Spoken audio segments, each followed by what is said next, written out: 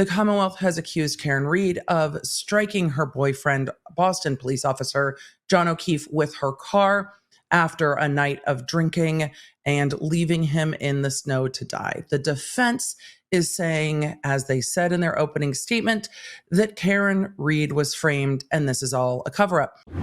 We're at the morning break, and Mix Villar, the lab analyst who does the physical match, which seems to be a lab expertise in puzzling, which fascinates me, and I think it's fantastic.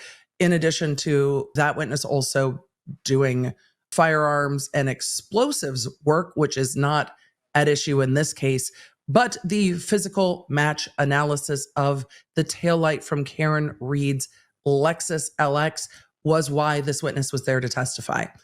But what was most interesting, I think, about this testimony is the spacing with which different pieces of taillight were recovered from 34 Fairview. Some on the 29th, some on February 8th, some on February 11th, some on February 14th, and none of it was submitted to the lab until March 14th, 2022. And the physical match expert was not brought onto the case until February of 2023. The larger pieces of taillight were matched together by this witness and placed back within the taillight casing, but there was pieces of clear plastic missing from what seemed to be the upper left, like the upper inside to the vehicle that would be closer to the rear tailgate, and then a small little piece of red that was missing, more like a crack or a small hole from that upper left area of the taillight.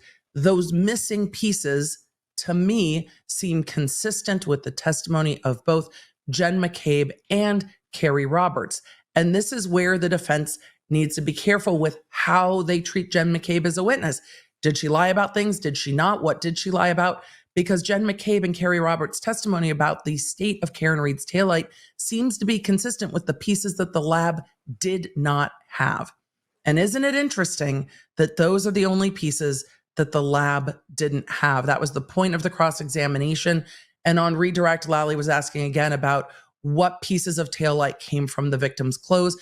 But it has become clear that the victim's clothes, we don't know when they were recovered from the hospital and by who, but the victim's clothes and the taillight pieces seem to be in the custody of Trooper Proctor and were not delivered to the lab until March 14th of 2022. How those things were kept, I don't know, but it seems that the state is in a position where if they don't call Trooper Proctor, they have huge chain of custody issues. And if they do call Trooper Proctor, well, they may also have huge chain of custody issues with all of this. But I wonder if the jury's takeaway after going through, evidence item 7-5, 7-6, all the way through to 7-18, if their takeaway was what the lab didn't have. Well, after the morning break, as we finished up with the scientific evidence, what we learned from cross-examination from one of the lab supervisors in the trace unit is that the glass found near victim John O'Keefe's body did not match the glass found on defendant Karen Reed's bumper. Isn't that interesting? The glass from the bumper, one piece of the bumper glass matched a piece of glass found in the street outside of 34 Fairview, not the day of the crime.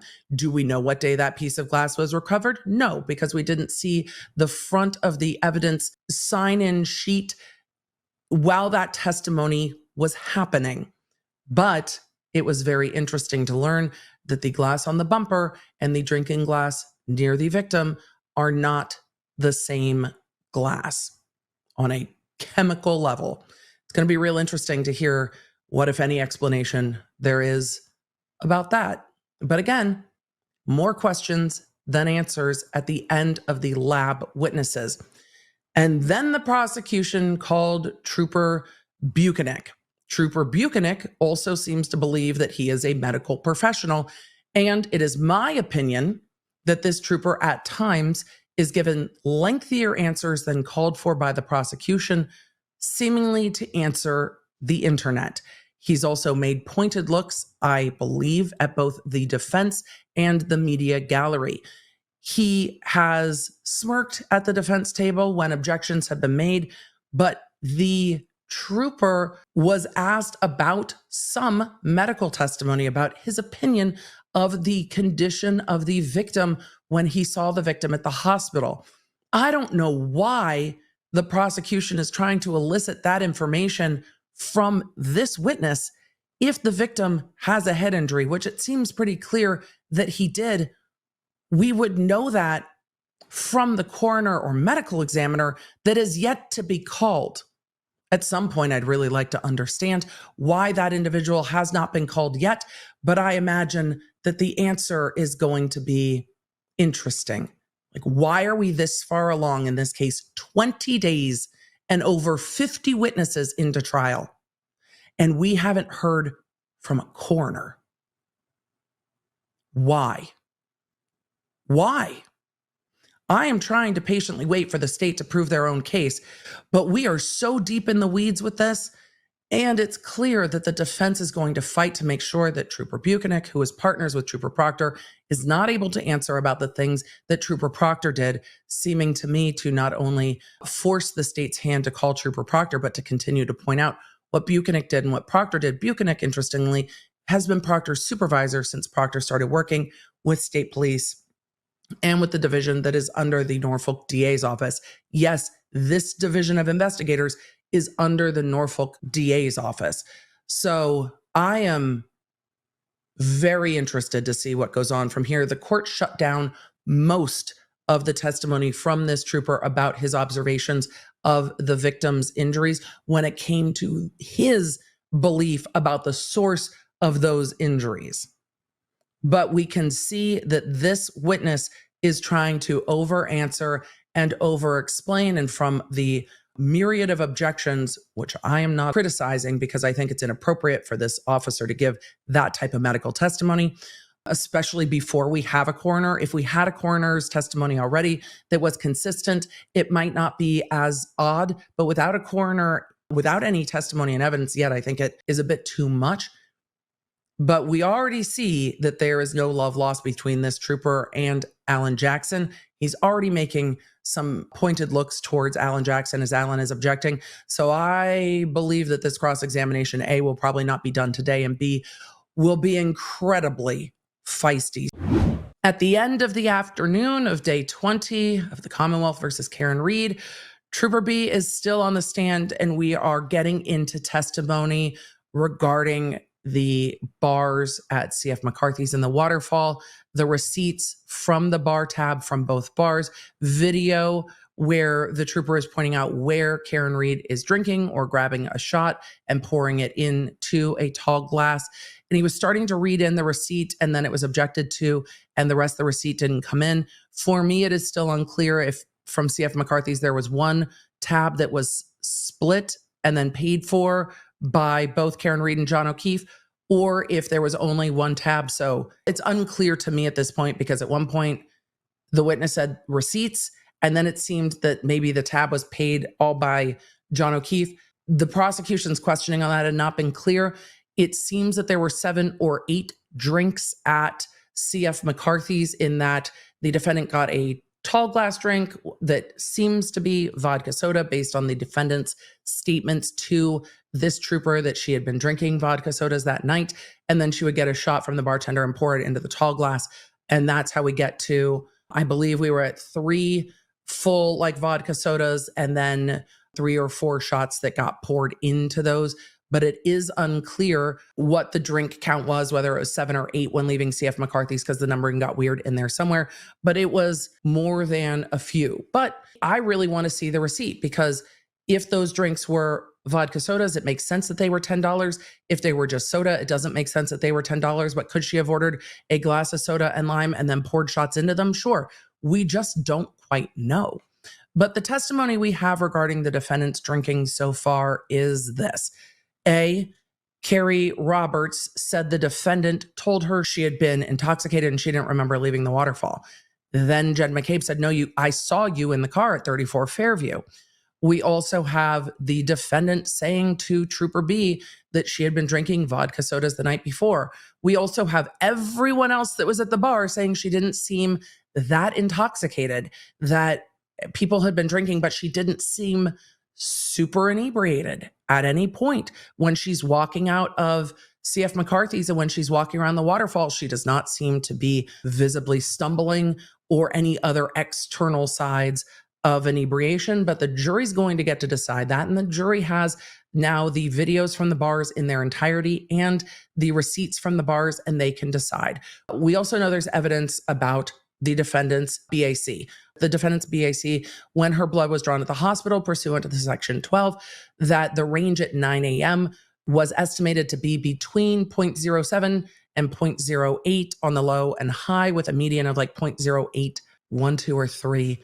My memory is failing me, but it was right in that low 0.08 range was the median at 9 a.m. when it was converted.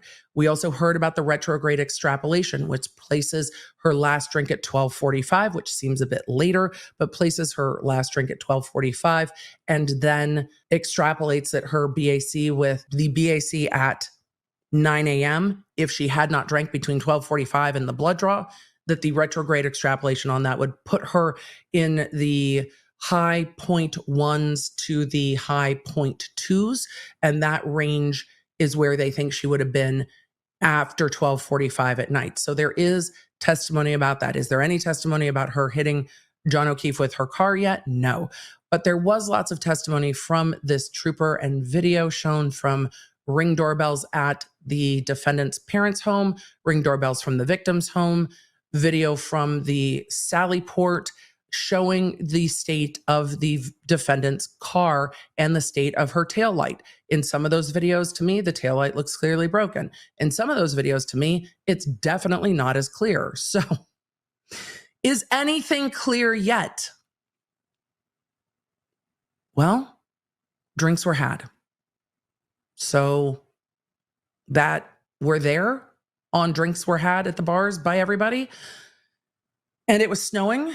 But a lot of it is challenging. But there are parts where you look at the video and it looks like the taillight is gone. But is it as gone as it seems in the Sally Port videos or not? And the defense made an excellent point earlier in the day about the pieces of taillight that are still missing are much smaller. So with all of that, there's more to go in this case. And I imagine the judge is starting to lean into the prosecutor at these sidebars about speeding it up. Remember, doubt always defaults to the defendant. The defendant is innocent till proven guilty. It is the prosecution's job to move that case from innocent till proven guilty to beyond a reasonable doubt with the evidence that they put in. When that evidence is unclear, I find that it's harder for juries to get there. And as evidence is coming in now at the end of the case, has too much damage been done? And will we see Trooper Proctor testify?